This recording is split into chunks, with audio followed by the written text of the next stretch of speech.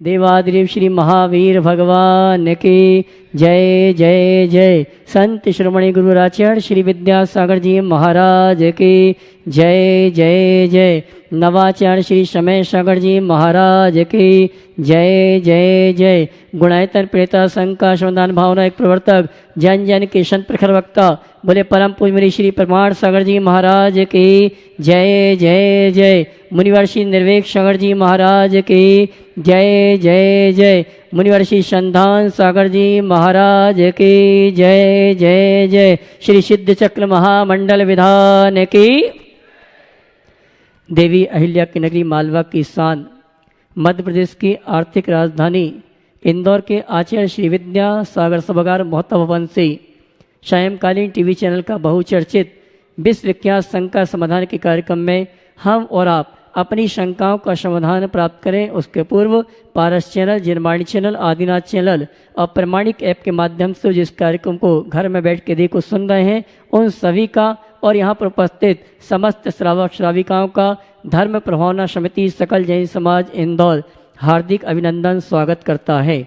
चलते हैं प्रतिदिन की भांति परम पूज्य मुनिवर के श्री चरण में नमन करते आशीर्वाद प्राप्त करेंगे और निवेदन करेंगे शंका समाधान के कार्यक्रम के लिए दोनों हाथ जोड़ लेंगे, बोलेंगे हे मुनिवर नमोस्तु नमोस्तु नमोस्तु। और आइए गुरुवर के आशीर्वाद से हम और आप अपनी शंकाओं का समाधान प्राप्त करें। उसके पूर्व आज जिन्होंने गुणायतन से जुड़ने का अवसर प्राप्त किया है मैं चाहूँगा उनके भावों की अनुमोदना के लिए आप ताली बजाकर उनका सम्मान करेंगे। निर्माण निधि के रूप में नक्ष जी सुपुत्र सुमेघ सुधोलकर बुल्ढाना महाराष्ट्र, सूत्रधार के रूप में श्रीमती चंद्रकांता जी, धनपत्नी वसंत कुमार जी, निधि जी न्यू दिल्ली, श्रीमती गगनबाई मनोज जन्मदिन के उपलक्ष्य पर, श्री अशोक कुमार जी, अक्षय जी, श्रद्धा जी, वर्षा जी, मनोज, सागर परिवार, इन सभी के लिए आप जोरदार ताली बजाकर सम्मान करें। और आइए सूत्रधार के रूप में जिन्होंने आज गुणायतन से जुड़ने का अवसर प्राप्त किया हमारे बीच उपस्थित हैं श्रीमान मनीष जी स्वर्गीय कंचन देवी जी पाटनी हमारे बीच उपस्थित हैं। वे आएंगे परम पूज्य मुनिवर के श्री चरण में नमन करते गुरुवंदना का सौभाग्य प्राप्त करेंगे और उनके सम्मान के लिए मैं आवाज दूंगा हमारे धर्म प्रमाण समिति के अध्यक्ष महोदय श्रीमान अशोक जी दोषी। और आइए इसी क्रम में मैं आमंत्रित करूंगा शंबी शिखर गुणायतन में जो अपनी सेवाएं दे रहे हैं जबलपुर निवासी श्रीमान चंद्र कुमार जी सिंगई हमारे बीच उपस्थित हैं। वे आए परम पूज्य मुनिवर के इसी चरण में नमन करते हुए आशीर्वाद प्राप्त करेंगे और उनके सम्मान के लिए मैं आवाज दूंगा राकेश जी गोधा और साथ में नरेंद्र जी पप्पा आए हमारे सम्मानी श्री चंद्र कुमार जी सिंगई जबलपुर जो कि गुणायतन परिवार से जुड़े हुए उनका सम्मान का कार्यक्रम संपन्न करेंगे। और आइए इस सम्मान के कार्यक्रम के पश्चात हम और आप मोहता भवन में परम पूज्य मुनिवर के सानिध्य में जो आयोजन होने वाला सिद्ध चक्र महामंडल विधान में सिद्धों की आराधना कल प्रातःकाल की वेला में श्री सिद्ध चक्र महामंडल विधान में सिद्धों की आराधना करने का सौभाग्य प्राप्त हो रहा है। विगत कई दिनों से चर्चा चल रही थी और चर्चा अब साक्षात हमारे बीच में कल प्रातःकाल की वेला में यहाँ पर 5:45 पे यहाँ पर मंगलाष्टक के माध्यम से हमारा अनुष्ठान प्रारंभ होगा। कल प्रातःकाल की वेला में अभिषेक, शांतिधारा, पूजन आदि का कार्यक्रम यहीं पर संपन्न होगा और सभी मंडल पुण्याजक इंद्राणी शुद्धि के वस्त्र में यहाँ पर उपस्थित होंगे। यहाँ पर अभिषेक आदि के पश्चात घट यात्रा श्री जी की शोभा यात्रा निकाली जाएगी जो नगर के मुख्य मार्गों से होते हुए मुख्य मंडप जो कि विजयनगर परिसर में बना हुआ है वहाँ पर ध्वजारोहण, मंडप उद्घाटन, मंडप प्रतिष्ठा, सक्रियकरण, इंद्र प्रतिष्ठा आदि के माध्यम से हमारा कल से सिद्ध चक्र महामंडल विधान में सिद्धों की आराधना पहली पूजन के माध्यम से प्रारंभ हो जाएगा। सभी शुद्धि के वस्त्रों में यहाँ पर उपस्थित होंगे। और आइए चलते हैं इन्हीं सभी सूचनाओं के साथ परम पूज्य मुनिवर के श्री चरण नमन करते हुए निवेदन करेंगे शंका समाधान के कार्यक्रम के लिए। और आइए मैं आमंत्रित करूंगा बीच में आइए शंका समाधान के शेष कार्यक्रम के संचालन के लिए निवेदन करूंगा आप सभी की ओर से मुनिवर संधान सागर जी महाराज से दोनों हाथ उठा के जयकारा लगाएंगे। बोले परम पूज्य मुनि श्री प्रमाण सागर जी महाराज की। चलते हैं गुरु चरणों में। आज का यह शंका समाधान मोहता भवन में, कल से तो फिर वहां होगा। आज प्रथम प्रश्न के लिए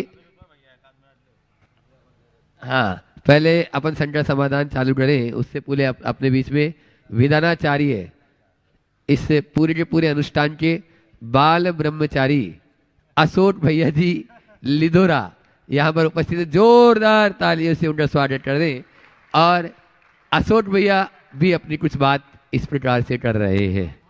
चलिए भैया जी अभी जाप कर रहे हैं। ज्ञान चंद जी झांझरी कोलकाता, वे अपना प्रश्न पूरे सपत्नी के यहाँ पर उपस्थित है, गुरु चरणों में अपना प्रश्न रखेंगे और उसके बाद में तैयार रहेंगे सुधीर जी खंडेलवाल मऊ। जहाँ जिनका नाम बोल दें वो अपने स्थान पर खड़े हो जाएं ताकि वहाँ पर माइक पहुँच सके। ज्ञानचंद जी झांझरी और उसके बाद में सुधीर जी खंडेलवाल मऊ। ओ बोलो भाई। हेलो, हाँ, नमोस्तु महाराज। हाँ, हाँ। नमोस्तु नमोस्तु नमोस्तु। बोलना क्या, आपके सामने बोलना बहुत मुश्किल है। बहुत आपका आशीर्वाद चाहिए, आपके आशीर्वाद के लिए मैं आया हूँ। और मैंने बताया, मेरे मन की जो भाव थे वो मैंने बताया विनोद जी को। चलो ठीक है, बहुत बहुत आशीर्वाद, एक बार इसका जोरदार अभिनंदन। नमोस्तु महाराज, नमोस्तु। सुधीर जी खंडेलवाल मऊ और उसके बाद में वैभव नगर से अपने बीच में नीलम जी कासलीवाल है, वे अपना प्रश्न करेंगे। नमोस्तु गुरुवर, नमोस्तु गुरुवर, नमोस्तु गुरुवर। गुरुदेव, मेरा देव शास्त्र और गुरु के प्रति गहरी आस्था रहे। ज्ञान प्राप्ति की लालसा भी हमेशा बनी रहती है, लेकिन इन सब के बावजूद गुरुजी मेरा भक्ति मेरे अंतर मन में प्रकट नहीं होती है। ऐसा मैंने मतलब नोट किया है कि भक्ति मेरे अंतर मन में जागृत नहीं रहती है। तो मैंने जबकि आपके मुख से कई बार सुना है कि भक्ति जो है परमात्मा की प्राप्ति का सरलतम साधन होता है, तो क्या मुझ में कोई कमी है अथवा क्या है, मुझे थोड़ा मार्गदर्शन करें। पहले तो मैं चाहूँगा इस दंपति का जोरदार अभिनंदन कर दीजिए। ये जन्मना जैन न होने के बाद भी कर्मना पूरी तरह जैन बन गए हैं और पति पत्नी और बच्चों पर भी, पति पत्नी खुद तो है ही, इनका पूरा परिवार एक प्रकार से जिन धर्म अनुयायी हो गया है। इनका जोरदार अभिनंदन होना चाहिए। आप देखिए, महू से ये नियमित प्रवचन सुनने आते हैं बिना नागा। लोकल लोग तो फिर भी अब्सेंट हो जाए, लेकिन इन्होंने कहा महाराज ये मेरा सौभाग्य है। सप्लाई का पानी तो खूब पिया, अब झरना पास में है तो कैसे छोड़ूं। रोज रोज जो यहाँ से महू दूर है, आप सब जानते हैं, लेकिन ये आए, इसलिए मैं चाहूँगा एक बार इनका जोरदार अभिनंदन पुनः करें। आपने जो कहा है मेरे हृदय में भक्ति नहीं, मैं इसे नहीं मानता। अगर देव शास्त्र गुरु के प्रति भक्ति नहीं होती तो देव शास्त्र गुरु के मार्ग का अनुकरण नहीं होता। तुम्हारी भक्ति ने तुम्हें यहाँ पहुँचाया है। यहाँ क्यों आए? भगवान के ऊपर श्रद्धान, भगवान की वाणी के ऊपर श्रद्धान, ये सब हमारे भक्ति का ही अंग है। समझ गए?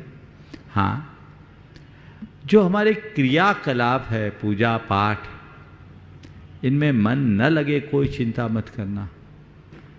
भगवान की भक्ति का अर्थ ये नहीं कि हम भगवान के पास जाकर भगवान के गीत गाएं। भगवान की भक्ति का मतलब तो यह है कि भगवान ने जो कहा है हम उस रास्ते को अपनाएं। और कदाचित भगवान के बताए रास्ते पर न चल पाए तो भी कोई बात नहीं, भगवान ने जिसका मना किया वो न कर पाए, ये भी हमारी भक्ति है। समझ गए? तो आप भगवान के बताए रास्ते पर चल रहे हो और भगवान ने जिसका निषेध किया उसका भी अनुकरण कर रहे हो, तो मेरी नज़र में भक्ति ही है। इसे ही अपनी भक्ति और इसे ही उपासना मान करके चले जो जीवन को बेहतर बना सके। धन्यवाद। नीलम जी कासलीवाल, वैभव नगर, इंदौर। और उसके बाद में थोड़ा आगे आ जाए। हाँ, तैयार रहेंगे अपने बीच में आज इंदौर के ही आपके डॉक्टर साहब जो अमेरिका में भी धूम मचाए, ऐसे डॉक्टर दिलीप जी बोबरा, गुणायतन के शिरोमणि संरक्षक डॉक्टर दिलीप जी बोबरा, सुमन जी बोबरा, यूके। हाँ बोलिए। नमोस्तु महाराज जी, नमोस्तु। मैं नीलम कासलीबाल वैभव नगर से। सभी के जीवन के जीने का तरीका अलग अलग प्रकार से होता है और सभी लोग अपना जीवन अलग अलग जीते हैं। जैसे एक दर्जी होता है और एक चूहा होता है, तो दर्जी कपड़े काटता है तो कपड़े का उद्धार होता है, और चूहे कपड़े काटता है तो कपड़े का सत्यानाश होता है। उसी प्रकार हम अपने जीवन को कैसे जिए कि हमारे जीवन का सत्यानाश ना हो और हम जीवन में कैसे आगे बढ़े। देखिए, दर्जी कपड़े को काटता है निर्माण के लिए और चूहा कपड़े को काटता है भोग के लिए। हमारी जो शक्ति निर्माण में लगती है वो रचनात्मक बन जाती है, और जो भोग में लगती है वो विनाश कर जाती है। तो हमें चाहिए कि हम अपनी शक्तियों को रचनात्मक दिशा दें, और अगर हम रचनात्मक दिशा में आगे बढ़ेंगे तो सुनिश्चित रूप से हमारी रचनात्मक उपलब्धि होगी, इसमें कोई संशय नहीं। चलिए, अपने बीच में यूके से डॉक्टर दिलीप जी बोबरा, जो शिरोमणि शरण चैरिटेबल के, वे अपना प्रश्न कर रहे हैं, और उसके बाद में तैयार रहेंगे समीक्ष जैन पूना। प्रश्न तो सारे हो चुके हैं। मेरा एक छोटा सा प्रश्न है कि जब तीर्थंकर दीक्षा लेते हैं तो मौन व्रत धारण करते हैं, और तीर्थंकर के साथ हजारों में राजा महाराजा लोग भी दीक्षा लेते हैं, तो उनका शिक्षण किस प्रकार होता है? देखिए, ये बहुत अच्छा सुयोग है। पहले तो मैं चाहूँगा एक बार डॉक्टर बोबरा साहब का जोरदार अभिनंदन करें। ये हमारे समाज की एक विशिष्ट विभूति है, और कल से होने वाले सिद्ध चक्र महामंडल विधान के मुख्य पुण्यार्जकों में इन्होंने स्थान प्राप्त किया। ये विधान अपने आप में बहुत विशिष्ट विधान हो रहा है। मैं देख रहा हूँ इस सभा में आज आपके प्रदेश के केंद्रीय कैबिनेट मंत्री गोविंद सिंह जी राजपूत, जो हमेशा जैन समाज और जैन धर्म से जुड़े हुए हैं, आज विशेष रूप से आए हैं। और मुझे ऐसी जानकारी दी गई कि जिनकी यहाँ संलेखना चल रही है, ऐसी चैतन्य श्री जी की वंदना का भाव लेकर के आए हैं।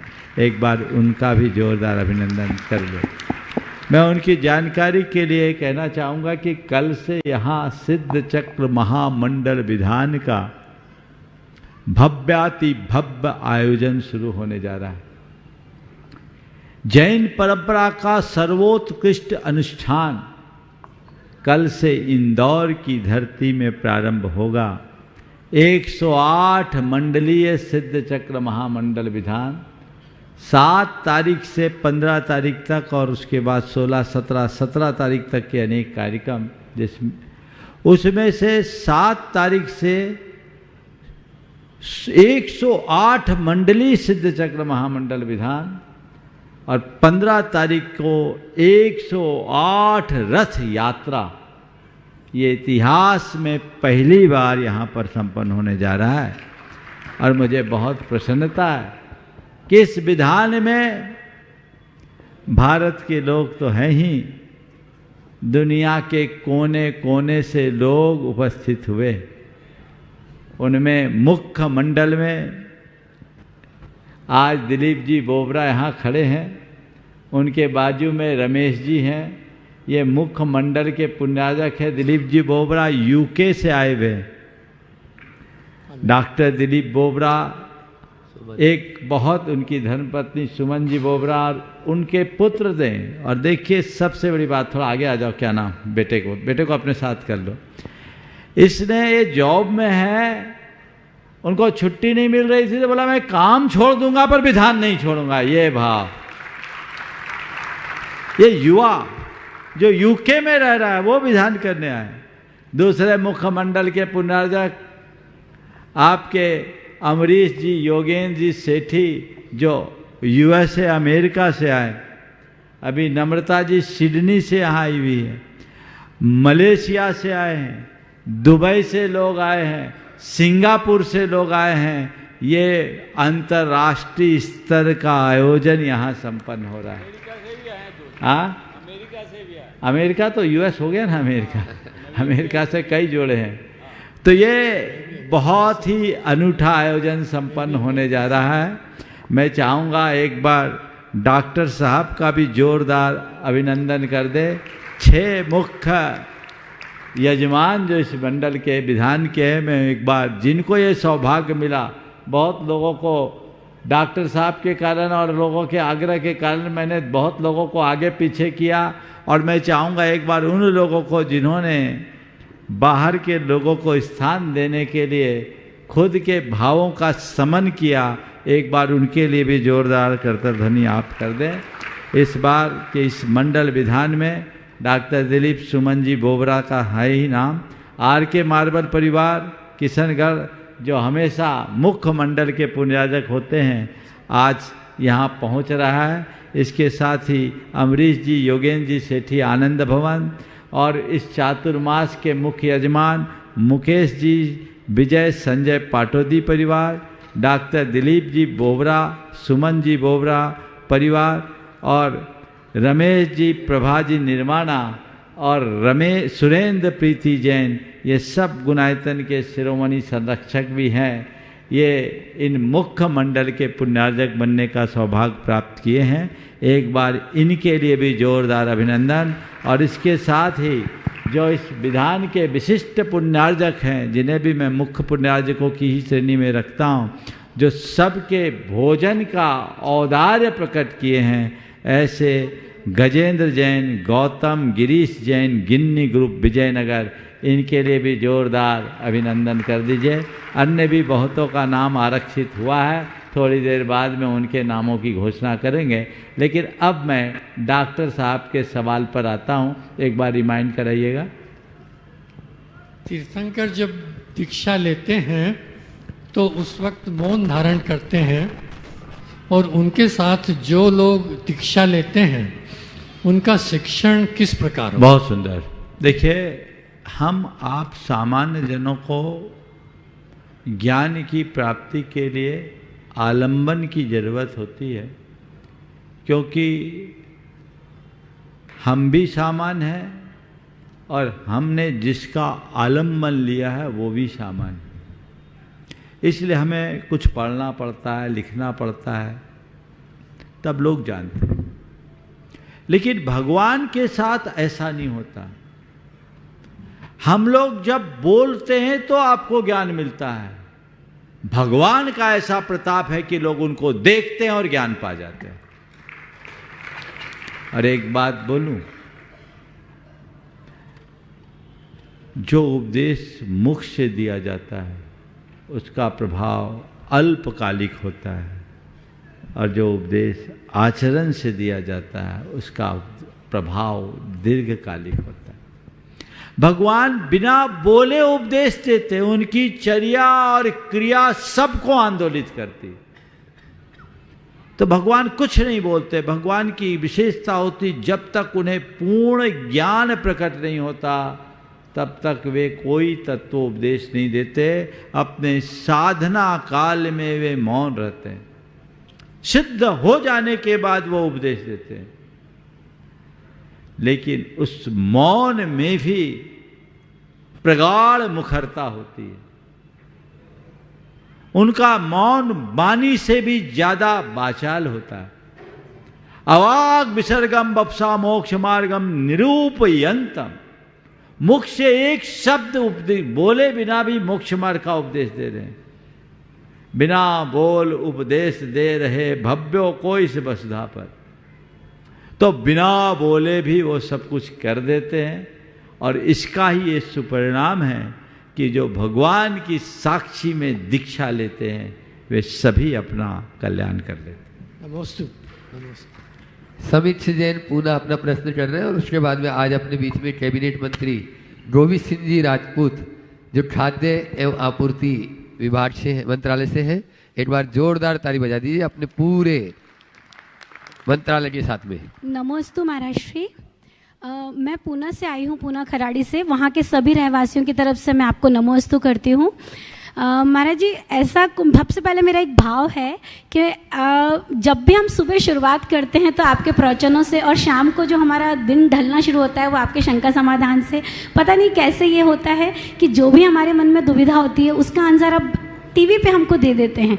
तो ये एक बहुत हमको एक उपलब्धि लगती है कि आप हमारे साथ हैं, जो हमको हमेशा आपका सानिध्य मिलता है। महाराज जी, मैं इसके लिए आई हूँ विधान के लिए अलग से पुणे से, तो मुझे बहुत अच्छा लग रहा है कि आप मुझे साक्षात दर्शन मुझे आपके मिले। क्वेश्चन ये है महाराज जी मेरा कि आजकल जो अभी समय चल रहा है, इसमें बहुत सारे सुनने में आता है कि अगर आपके ये दोष है तो आपको इस भगवान की जाप देना चाहिए, या जैसे अगर आपको शनि दोष है तो आप मुनि सुव्रतनाथ भगवान की जाप दीजिए, या अपने बच्चे को बहुत अच्छा पढ़ाना है, उसकी बुद्धि तीव्र करनी है तो इस भगवान की। तो महाराज जी, मेरा ये क्वेश्चन था कि क्या इसको मिथ्या में मानेंगे या फिर ये कुछ और, मतलब आप देखो, और करना कितना सही है? इसे मैं मिथ्यात्व तो नहीं कहूँगा, पर नादानी जरूर कहूँगा। सबसे पहली बात तो हमें ये बात अच्छे से अपने हृदय में बिठानी चाहिए कि ग्रह नक्षत्र हमारा बिगाड़ सुधार नहीं करते। हमारा सारा बिगाड़ सुधार हमारे अपने कर्मों से होता है। हम अच्छा बुरा कर्म जैसा करते हैं वैसा होता है। तो महाराज, फिर ये ज्योतिष का सिद्धांत गलत है? नहीं, ज्योतिष का सिद्धांत गलत नहीं है, ज्योतिष की समझ गलत। ज्योतिष का सिद्धांत एक वैज्ञानिक सिद्धांत है, उसे ठीक रीति से समझे तो ये कोई दुविधा ही शेष न रहे। क्या है इस सिद्धांत को समझिए। ऐसा कहा जाता है कि यत् पिंडे तद ब्रह्मांडे, हमारे शरीर में जो तत्व है वही तत्व ब्रह्मांड में। हम ब्रह्मांड के जितने भी तत्व हैं, इसमें ऊर्जा का सबसे बड़ा स्रोत सौर मंडल है। ये सारे प्लैनेट्स हैं, ये अपनी गति से मूव करते रहते हैं, इनका मूवमेंट चलता रहता है। तो इस ऊर्जा के, इस पिंड के संचार से, परिभ्रमण से ब्रह्मांड के तत्वों में परिवर्तन आता है।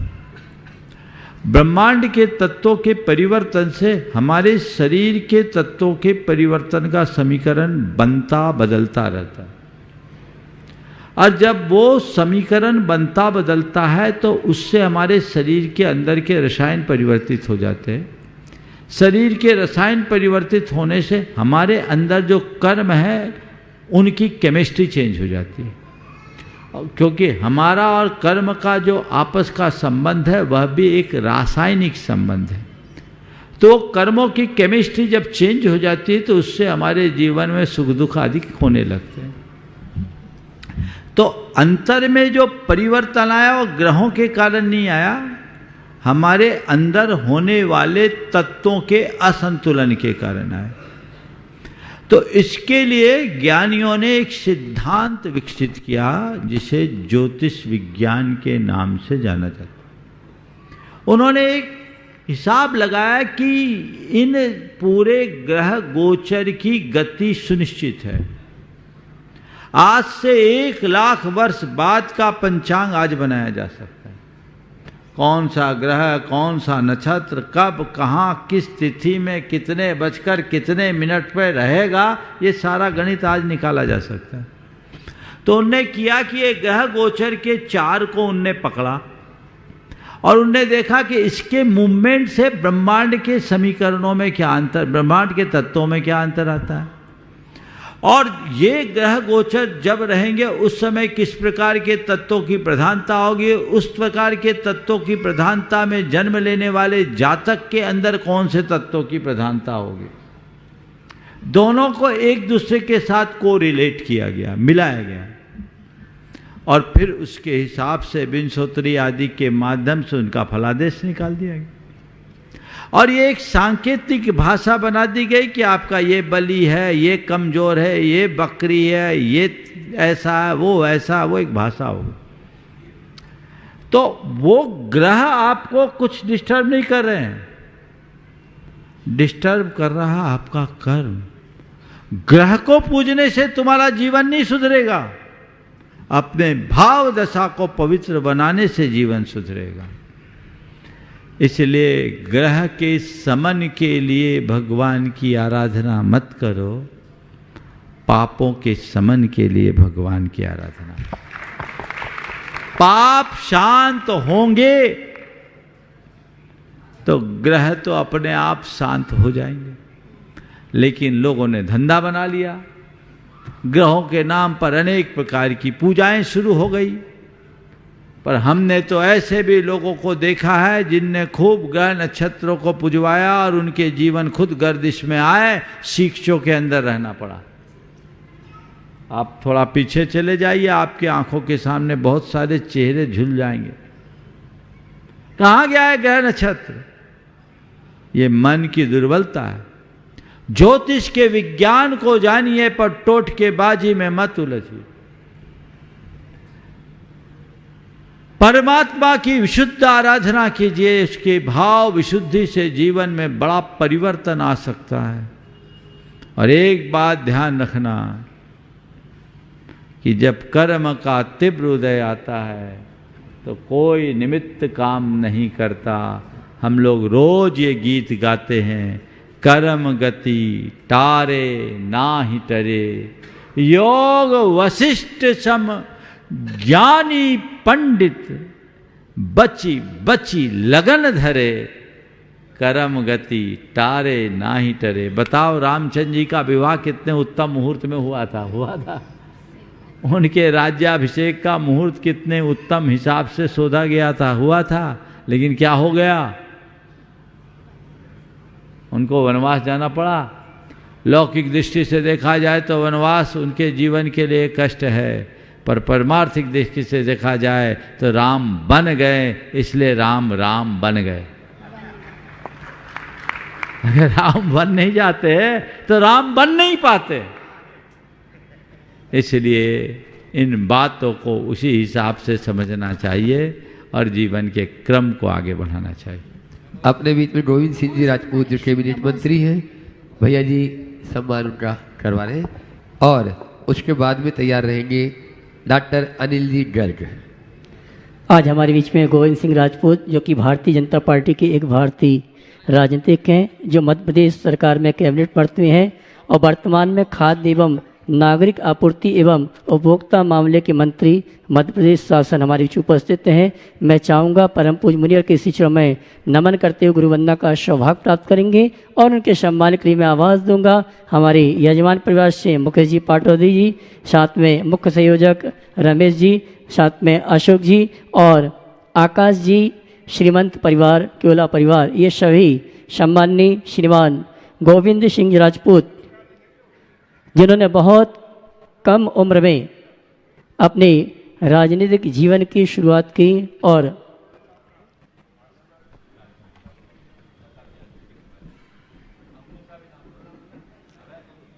साथ में अपूर्व भैया भी आ जावे, डॉक्टर अंकुर जी भी, डॉक्टर अंकुर जी भी आ जावे साथ में। इस परंपरा में वे भी सम्मान कर रहे हैं।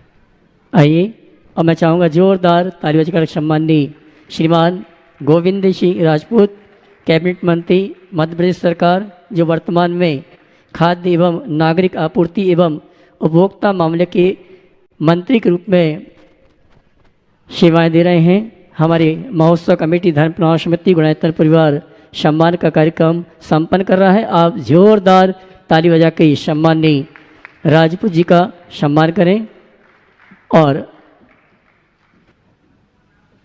अपना प्रश्न अपनी सरकार और अपनी ओर से बात रखने के लिए आमंत्रित करूंगा श्रीमान गोविंद सिंह जी राजपूत।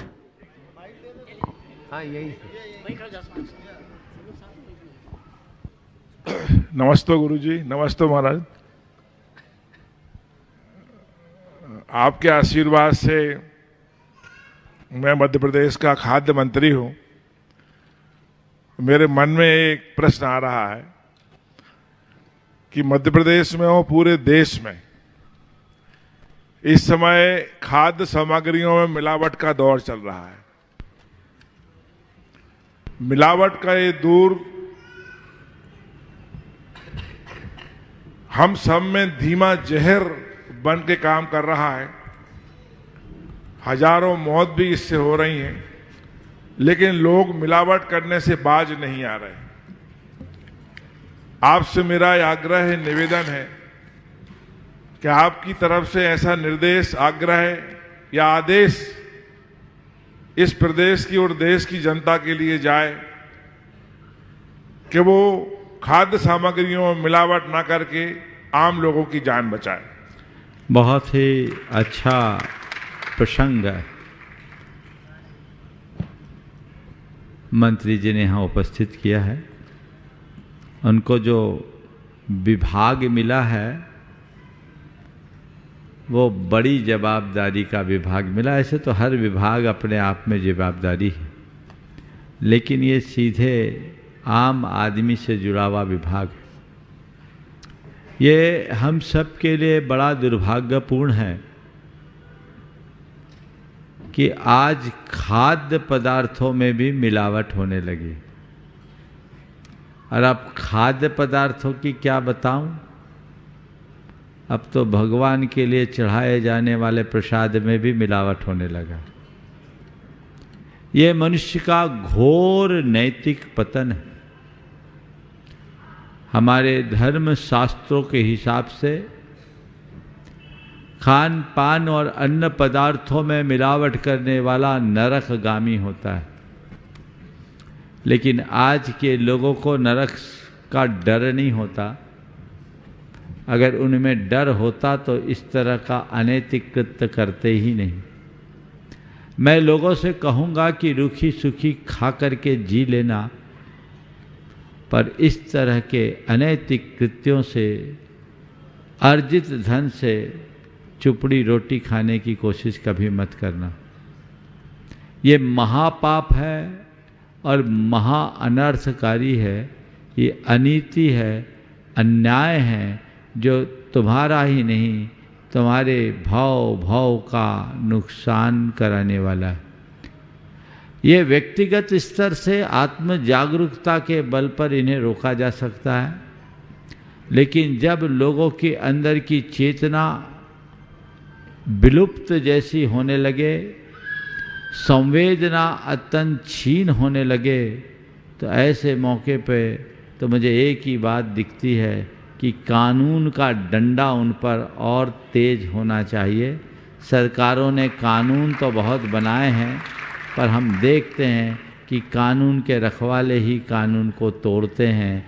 मिलावट करने वाले भी इधर उधर की व्यवस्था करके निकल जाते हैं।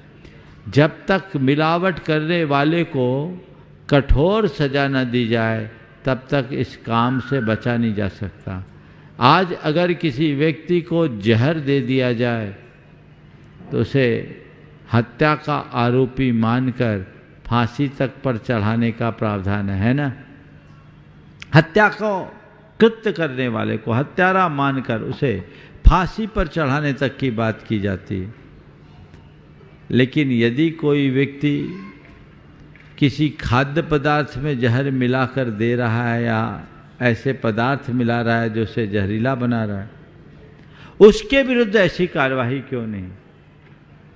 इस दंड विधान में और कड़ाई होनी चाहिए और इनके पालन के प्रति भी पूर्ण प्रतिबद्धता होनी चाहिए।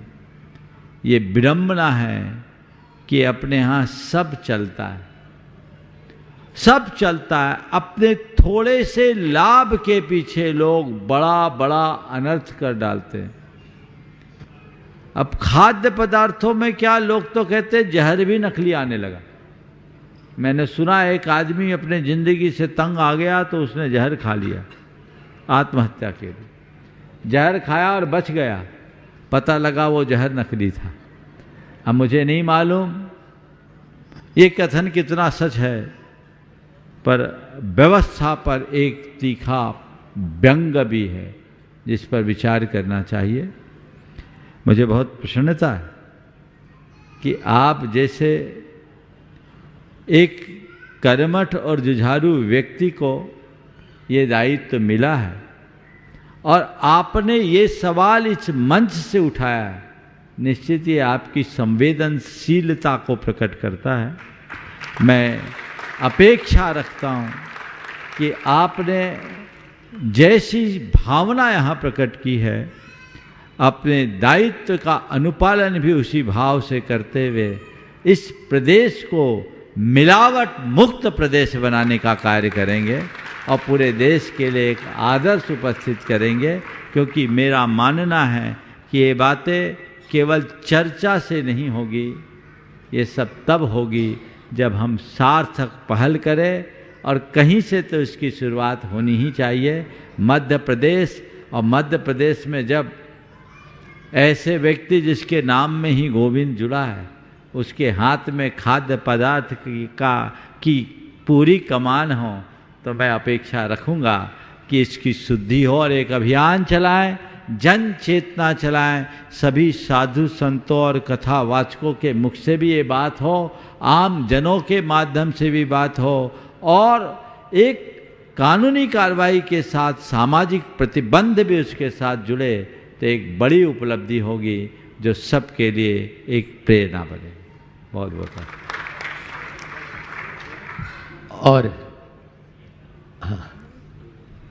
पूज्य महाराज श्री जी से साहित्य प्राप्त करते हुए एक बार जोरदार तालियों से गोविंद सिंह जी राजपूत का सम्मान कर लें। और अब मैं उस शख्स को बुला रहा हूँ बंधुओं, डॉक्टर अनिल जी गर्ग। आगामी 18 तारीख से 23 तारीख तक इसी विद्यासागर हॉल में सभागार में पंच कल्याण प्रतिष्ठा महामहोत्सव होने वाला है, और उसमें 18 और 19 तारीख को गर्भ कल्याण की वह दो दिन पूर्वार्ध और उत्तरार्ध होगा, जिसे गर्भ संस्कार और भावना योग की वर्कशॉप में कन्वर्ट कर रहे हैं। बहुत मेहनत से लगे हैं। एक बार डॉक्टर साहब का खूब आप लोग ताली बजाते हैं, उनका स्वागत अभिनंदन कर दे। 2 दिन का पूरा प्रोग्राम उसमें दिया हुआ है। शाम को जो संकट समाधान होगा वह भी उस दिन गर्भ संस्कार के बारे में ही होगा, ऐसा पूज्य महाराज श्री जी की तरफ से भी है। तो अपन उसमें अधिक से अधिक लोग, चाहे वो अभी जो गर्भवती महिलाएं नहीं है वे भी, और जो गर्भ धारण करना चाहती है वे भी। हाँ चलिए, महाराज श्री जी इसके बारे में और प्रकाश डालेंगे। अपन पहले डॉक्टर अनिल जी गर्ग से कहेंगे कि वे अपना निवेदन भी करें और पूज्य महाराज श्री जी चरणों में प्रश्न भी कर लें, और उसके बाद में पूज्य महाराज श्री जी भी कुछ प्रकाश इस पर डालें। नमस्तु महाराज जी, मैं अभिभूत हूँ। आपने हमें मौका दिया इस दिव्य कार्य के लिए, और जब मैं पहली बार महाराज श्री से मिला, मैंने 2 शब्द बोले होंगे कि महाराज जी ने पूरा विषय समझ लिया। पिछले 1.5 महीनों से महाराज श्री का मेरे को आशीर्वाद मिल रहा है, मार्गदर्शन मिल रहा है, और उसी के परिणाम स्वरूप 18 और 19 तारीख को शाम को 5:45 से 7 बजे तक का गर्भ संस्कार का कार्यक्रम महाराज श्री प्रमाण सागर जी के नेतृत्व में भावना योग के साथ में होगा। मैं सिर्फ आपको ये कहना चाहता हूं कि जो गर्भस्थ शिशु है, वो गर्भस्थ शिशु गर्भ में नहीं है, वो गर्भ न करके बाहर है। वो सब कुछ देख रहा, सुन रहा, खा रहा, पी रहा, सीख रहा है। जो आप बोल रहे हैं, जो आप देख रहे हैं, तो आप जो कुछ उसको सिखाना चाहते हैं वो करें। जो आप उसको नहीं सिखाना चाहते, नहीं दिखाना चाहते, नहीं खिलाना चाहते, नहीं एजुकेट करना चाहते, वो ना करें। 80% बच्चे का निर्माण गर्भ में हो जाता है। गर्भस्थ शिशु जब पृथ्वी पे अवतरित होता है तो वो ऑलरेडी प्रोग्राम्ड होता है। आपके पास थोड़ा ही कुछ रहता है उसमें परिवर्तन करने के लिए। जैसे आप कुम्हार से घड़ा लेके आते हैं, वो बना हुआ होता है, आप उसे रंग रोगन कर सकते हैं, उसका शेप में परिवर्तन नहीं कर सकते। आज हमारे समाज में जो बच्चे आ रहे हैं वो क्या देख और सुन के आ रहे हैं हमें पता है।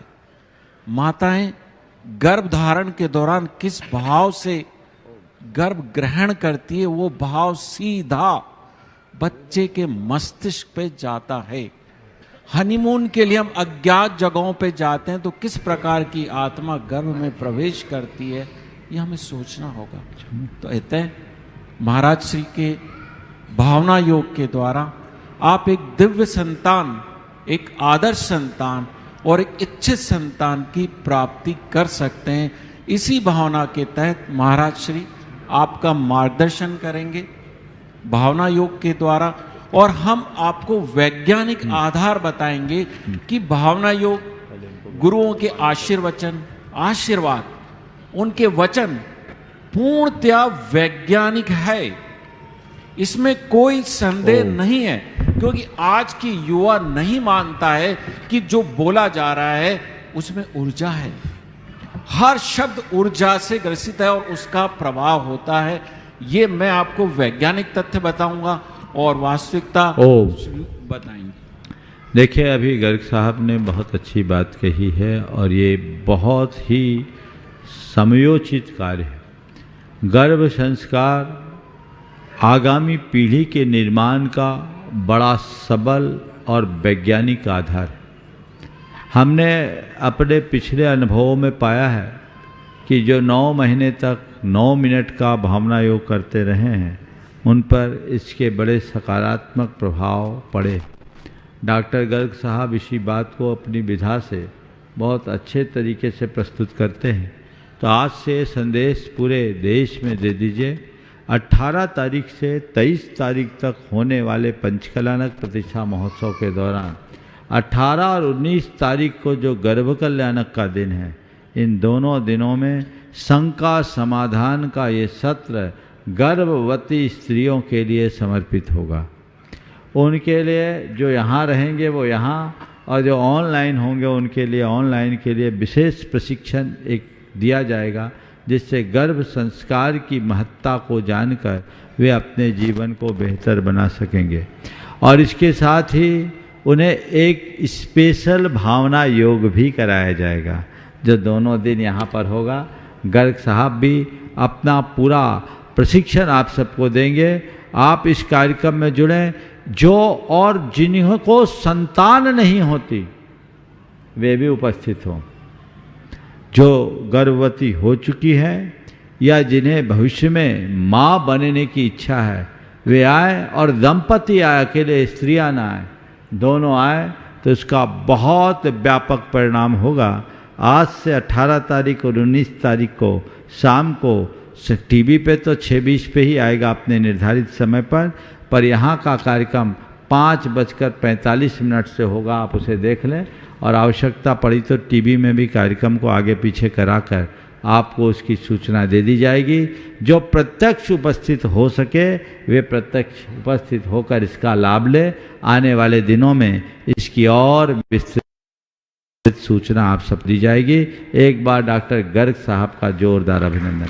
आज अपने बीच में किशनगढ़ से पंडित मूलचंद जी लोहाड़िया के यशस्वी सुपुत्र अतुल जी लोहाड़िया यहाँ पर उपस्थित है परिवार। वे आज और अपना प्रश्न गुरु चरणों में रखे, जो ढूंढाईतन की ट्रस्टी भी है। और मैं चाहूंगा कि धर्म प्रभावना समिति के पदाधिकारी वहीं पर उनका सम्मान अभिनंदन कर दे। साथ में मुकेश जी पाटोदी भी चले जाए। बिट्टू भैया विकास ऑफसेट मंच की ओर आ जाए।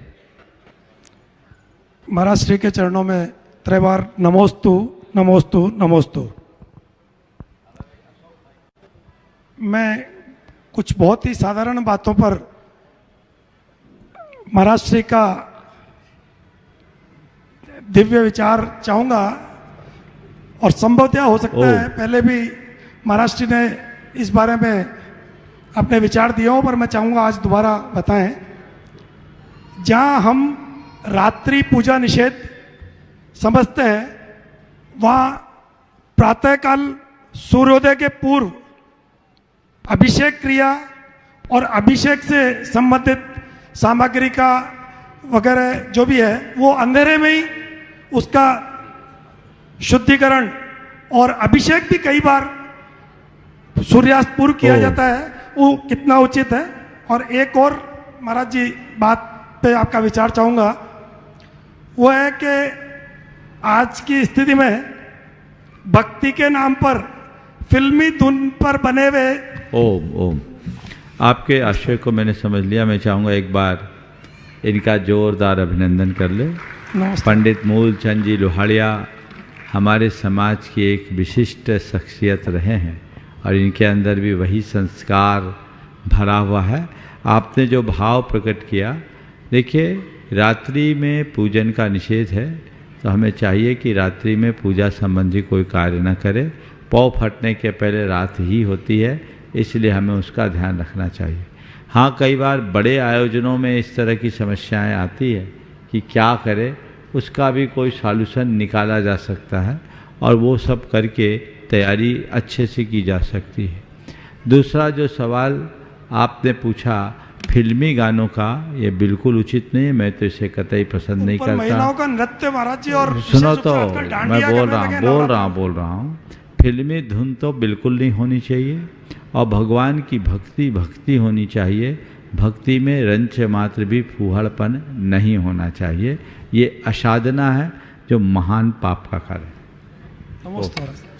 मनोज जी अनामिका बाटलीवाल इंदौर, वे अपना प्रश्न करेंगे और उसके बाद में बाल ब्रह्मचारी अशोक भैया जी पहले अपनी सूचनाएं देंगे, समय बचेगा तो फिर आगे देंगे। मम गुरु प्रातः स्मरणीय परम पूज्य गुरुदेव सहित संपूर्ण श्री संघ के पावन चरणों में त्रिबार नमोस्तु नमोस्तु नमोस्तु इच्छामि इच्छामि इच्छामि।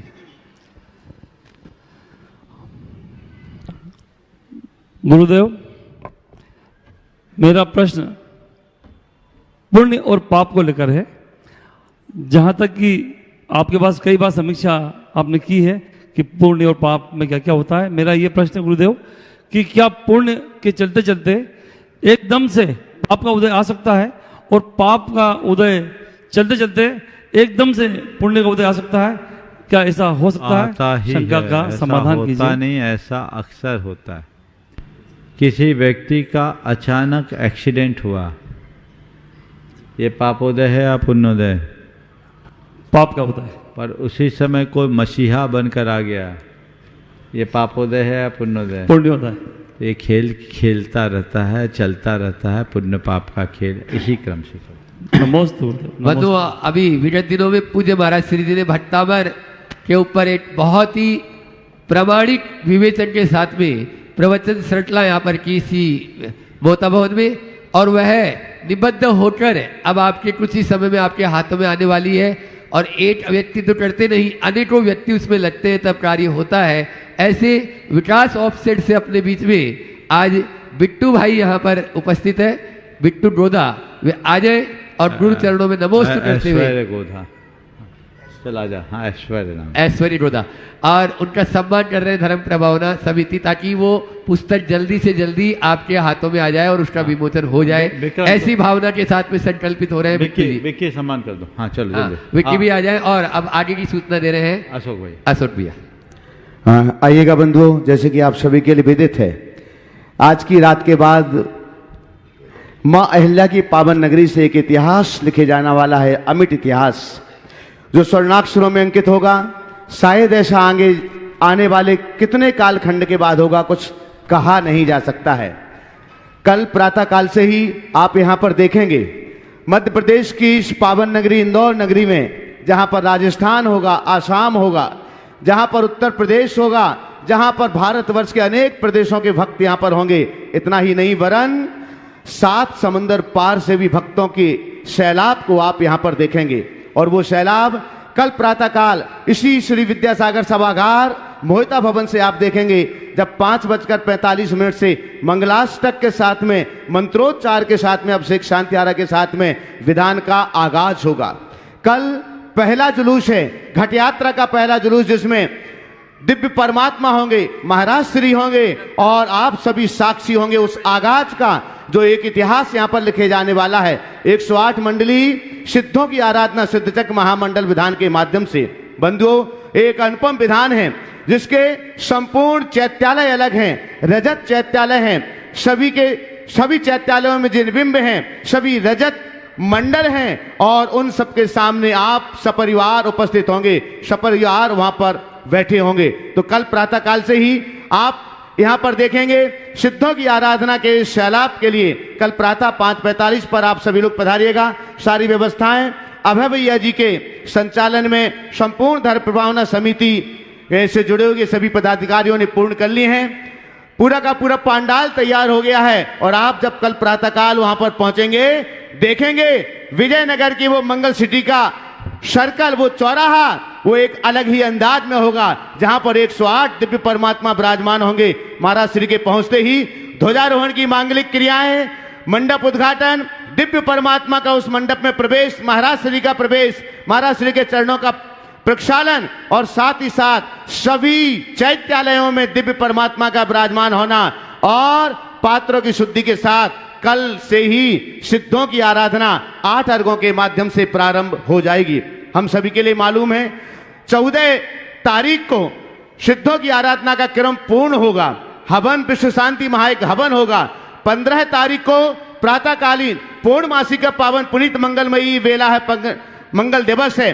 प्रातः विश्व शांति की भावना से महाशांति धारा, बीजाक्षर मंत्रों से युक्त महाशांति धारा जो लगभग 1 घंटे तक चलती है, वह महाशांति धारा प्रातःकालीन वेला में संपन्न होगी। और उसके बाद 15 तारीख को ही विश्व इतिहास में पहली बार 108 रथ यात्राएं आप देखेंगे, जो सिर्फ इंदौर से नहीं, भारत के कोने कोने से दिव्य भव्य रथ यहां पर आएंगे। उन रथों को आप देखेंगे। आपने नहीं देखा होगा राजस्थान के रथों के लिए, आपने नहीं देखा होगा अजमेर के स्वर्ण रथों के लिए, आपने नहीं देखा होगा भारत के अन्य शहरों के रथों के लिए।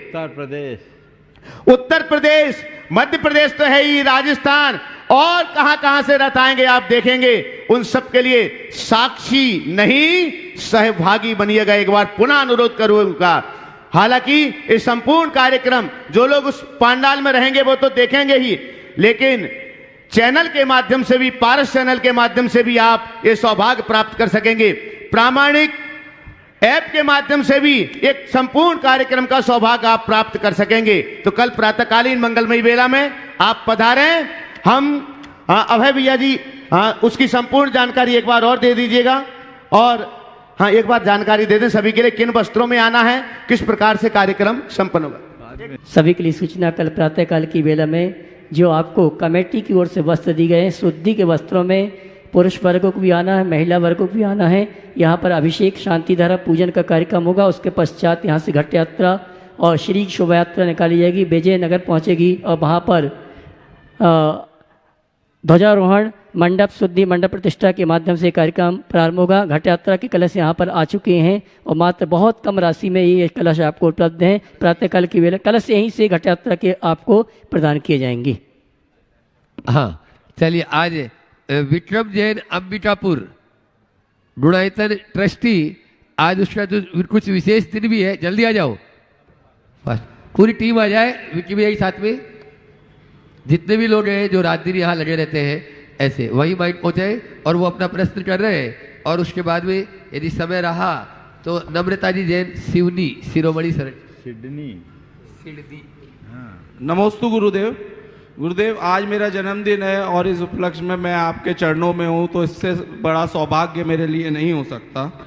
तो इसी के उपरांत मैं एक सवाल पूछना चाहता हूँ महाराज। मेरा मानना है कि आपका आशीर्वाद सबके लिए बराबर ही रहता है। कई दफ़ा हमें ये मान लेते हैं कि किसी पर आपकी कृपा हो गई, किसी को आशीर्वाद कम मिला, जो कि असत्य है। इसी संदर्भ में मैं ये जानना चाहता हूँ कि भक्ति की शक्ति का इसमें क्या योगदान है, कृपया इस पे प्रकाश। देखो, ये बात सही है कि गुरुओं का आशीर्वाद सबको बराबर मिलता है, लेकिन भक्तों को चाहिए कि ये सोचे कि सबसे ज़्यादा आशीर्वाद हमको ही मिलता है। वो ये नहीं सोचे कि दूसरे को आशीर्वाद मिला, वो ये सोचे मुझे जो मिल रहा है सर्वाधिक मिल रहा है, और यही भक्ति की शक्ति है। इसी के बदौलत सब कुछ अच्छा होगा और इसमें ही असली अभिव्यक्ति है। समय आप सबका हो गया, यहीं पर विराम। बोलिए परम पूज आचार्य गुरुवर श्री विद्यासागर जी।